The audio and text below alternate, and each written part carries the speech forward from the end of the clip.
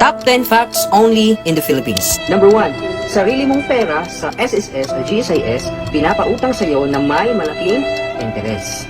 Only in the Philippines. Mataas ang standard pero mababa ang sahod.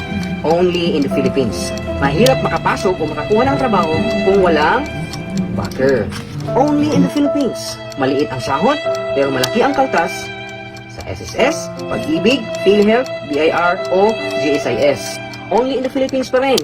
Pag late ka, kaltas. Pero pag nag-overtime ka, thank you lang yung ibibigay sa'yo. Only in the Philippines.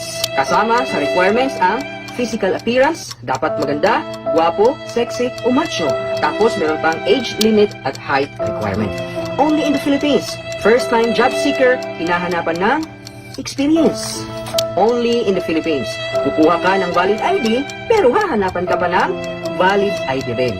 Number 9, only in the Philippines. Pag magaling ka sa trabaho, dinadagdagan ka ng trabaho. Hindi dinadagdagan ang sweldo. At panghuli, only in the Philippines. Presyo ng mga bilihin ay mataas, ngunit ang sahod ay di tumataas. Hay nako.